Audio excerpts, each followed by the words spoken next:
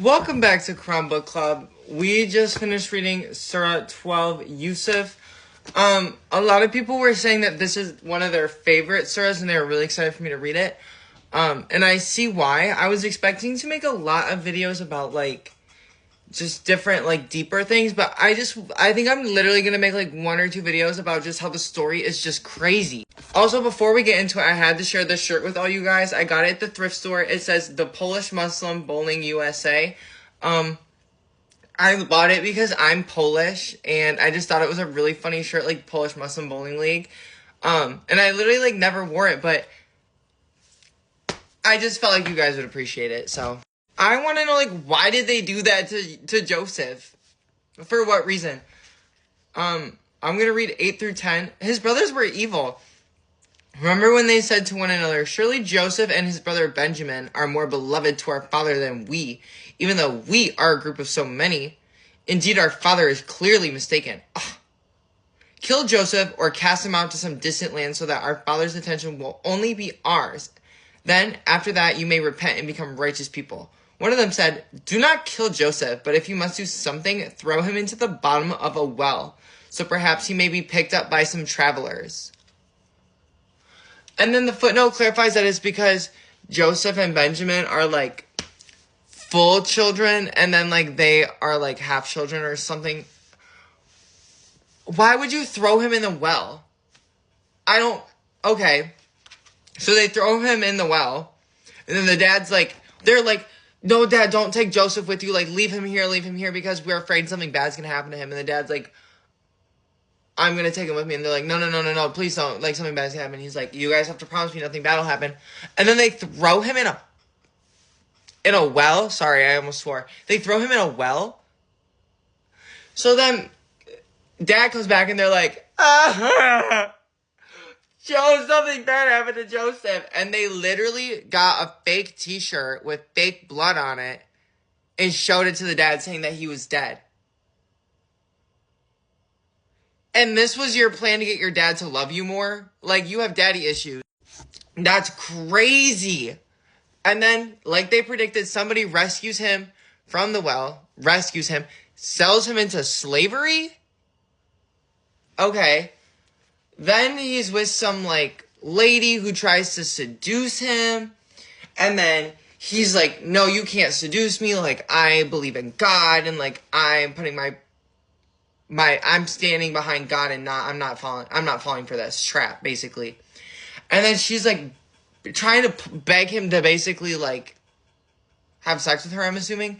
And then her husband walks in. Juicy. I know. And her husband's what's going on here? And she's he's trying to seduce me. Girl, if you don't. So then it's this whole he said, she said thing, and it ends up he gets thrown in jail. Okay.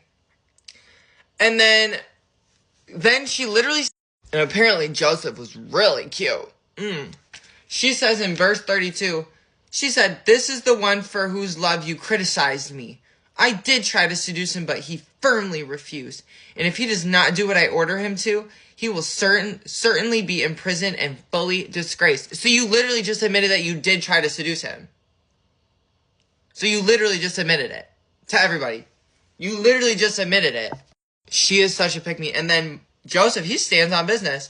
He says, Joseph prayed, My Lord, I would rather be in jail than do what they invite me to do. He said, I would literally rather go to jail than be with you. Because you're crazy. So then he goes to jail. And then apparently the two prisoners that he's in jail with have dreams. And he starts interpreting their dreams, which I have to get into a whole nother conversation about that. But he interprets their dreams. So then the prisoners get out, and Joseph is make sure you say my name when you reveal how I interpreted this dream and how this crazy thing is gonna come true. He's make sure you mention my name so I can get out of jail, bro. And he's yeah, bro, got your back, bro. This guy leaves, doesn't mention Joseph's name, so Joseph is stuck in jail for 7 more years, which is totally messed up, if you ask me. Because he didn't even do nothing wrong. He literally said, girl, don't even play with me. I don't want you. You're a pick-me, because she's a pick-me. And then the king has a dream. And Joseph is like, yep, so what you're going to do is you're going to plant seeds for 7 years, and then you're going to save the food, because then you're going to eat that for the next 7 years, and then save the seeds, and then you'll be bountiful. And the king's like, oh, okay, release him from jail, because he's a genius. And so he releases him from jail. Then things get really juicy, because Joseph's brothers, who threw him in a well, show up to the scene. Because guess what? They're suffering and they're starving, because guess what you did? Guess what you did? You killed somebody. Well, killed somebody. They kind of like tried to. They attempted murdered somebody for no reason. You threw him in a well. So yeah, you're suffering because you deserve it, because you're a bad person. So Joseph's brothers show up to the scene and they're like, can we have some food? And he's like, yeah, here you go. Actually, no. Actually, you need to bring your other brother you guys claim to be, so that I can give you the right amount of food. Because I'll give you more food if you bring Benjamin. But he doesn't say Benjamin's name, obviously. So they're like, okay, weird. They go back, they're like, Dad, can we please bring Benjamin? And Dad is like, this again, for real? He's like, absolutely not. Because what happened the last time? Absolutely not. They convince the dad to let them bring Benjamin. They bring Benjamin. Dad sobs so hard and so long that he goes blind. What are you putting this man through? Y'all are terrible children, and you think that this is how he's going to love you more? What happened to honor your parents? What, didn't they say that at some point in this book? Now this, Joseph, what are you doing here, girl? So they show back up with Benjamin, and verse 70 says, and I had to go back and reread this to make sure I read this right, because when I read this, I was gagged that Joseph would do this, given how he's a man of God. This just kind of shook me.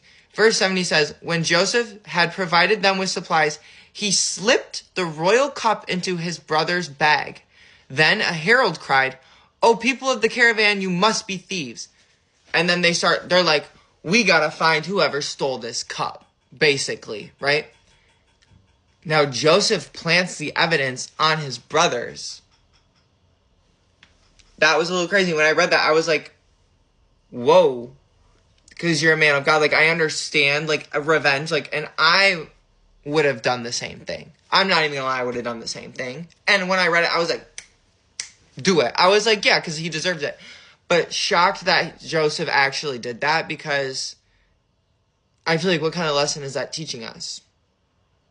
To be revengeful. But from a baddie standpoint, I'm fully on team plant the evidence.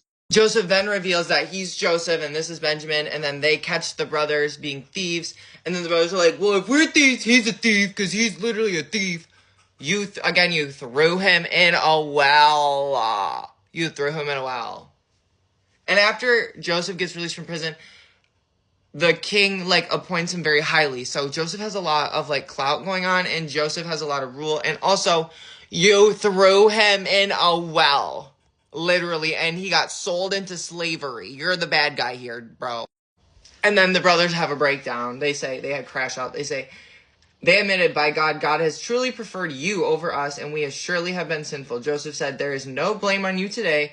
May God forbid you. He is the most merciful and the most merciful. Go with this shirt of mine and cast it over my father's face so that he will get his sight back. Then come back to me with your whole family. They bring him back the shirt. Give it to Dad. Dad has his sight revealed again, which is beautiful if you ask me.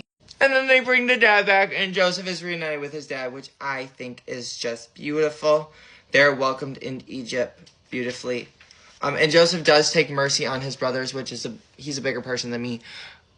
But the fact that, can we talk about the fact that he slipped that cup into his brother's bags? Welcome back to Crown Book Club. We are on Surah 12, Yusuf.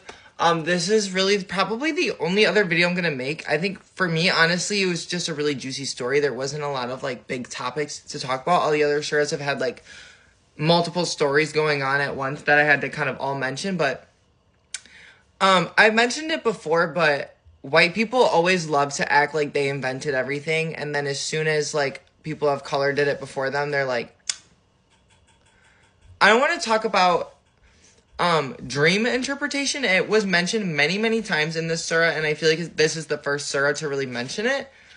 Joseph seems to be interpreting everybody's dreams. It seems to be what he's really good at. Now, white people were not, unless I'm mistaken, and there is historical evidence of people interpreting dreams before this, and there probably is, and if we go back to ancient religions, I'm sure a lot of ancient religions were studying dreams and trying to interpret dreams. But as somebody who went to college for psychology, we are really taught that like human psychology kind of started in like the late 1800s, like 1890s, and then mostly throughout the 1900s and the 2000s, obviously. But we don't really, in the psychology history that I was taught, we don't really get into like dream interpretation until like we start talking about like Sigmund Freud, who is crazy. He was onto some things, I think, but some things he's crazy. He is crazy. But people were not really talking about like dream interpretation until like the 1920s, 1930s. And that was a really, really huge topic of discussion, and people were talking about how it was affecting psychology and blah, blah, blah, blah, blah, blah, blah. It was really big in American and European art. Now, Freud acted like he invented that. Like, he really did act like he invented that. He really did. Now, I'm not shocked that they were interpreting dreams in the Quran. I'm sure that other cultures around the world were doing this for forever. I'm sure maybe even white people did it at one point before Freud. But I think a lot of people in psychology give credit to Freud for like being the person to start doing this. I want to know, are there other references in the Quran of people interpreting dreams? Everybody here seems to be from a global audience everywhere in the world. Can you think of like historical people who would study and interpret dreams? Is that like a thing that only really Joseph did? I believe Joseph's story is in the Bible. Is it? If it's not, please correct me, but are there mentions in the Bible of it? I really am just genuinely curious. I honestly don't have much to say about this. I really am just like, it was something that I noticed that I like kind of just kind of like raised an eyebrow for me, just because it's something that I learned about in school. And in psychology, dream interpretation is really not like it's not really a concrete science. Really, nobody knows what is up with dreams. From a psychology standpoint, we don't really know why we dream. We don't know if our dreams have meaning, or if they don't, if the content is relevant to our lives, or if it's not, if our dreams are telling us something, or if they're not. We don't really know. We don't know why we dream. We just know that we do it. We don't know if dreaming is good for us and not dreaming is harmful. We really have no idea. But Joseph seems to translate dreams many times throughout this surah. Verse 21, the man from Egypt who bought him said to his wife, "Take good care of him. Perhaps he may be useful to us, or we may adopt him as a son. This is how we established Joseph in the land, so that we might teach him the interpretation of dreams." 36. And two others, this is when he's in the jail cell. And two other servants went to jail with Joseph. One of them said, "I dreamt I was pressing wine." The other one said, "I dreamt I was carrying some bread on my head, from which birds were eating." Then both said, "Tell us their interpretation, for we surely see you as one of the good doers." Were normal people, was just about anybody interpreting dreams? Was only Joseph interpreting dreams because he was seen as someone like, but was he seen as like a prophet or not? Because he was like kind of, seemed like everybody hated him for a hot minute there. Like, was he seen as like a person who could interpret dreams or what? I just have not heard of this. This is the first time it was mentioned, and I haven't heard of this before. Then 43, this is the king's dream. And one day the king said, "I dreamt of 7 fat cows eaten up by 7 skinny ones, and 7 green ears of grain and 7 others dry. O chiefs, tell me the meaning of my dream if you can interpret dreams." Where is this interpreted? I don't like. And then this is after they got Joseph. 46. He said, "Joseph, O man of truth, interpret for us the dream of 7 fat cows eaten up by 7 skinny ones, and 7 green ears of grain and 7 others dry, so that I may return to the people and let them know."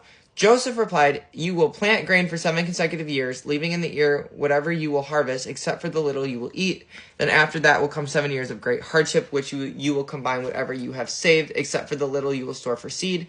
Then after that will come a year in which people will receive abundant rain, and they will press oil and wine." I'm just curious, because it just piqued my eyebrow. What is up with the dream interpretation? Were people doing that a lot back in this time period? Does anyone else have religious context or historical context for this? I'm just curious.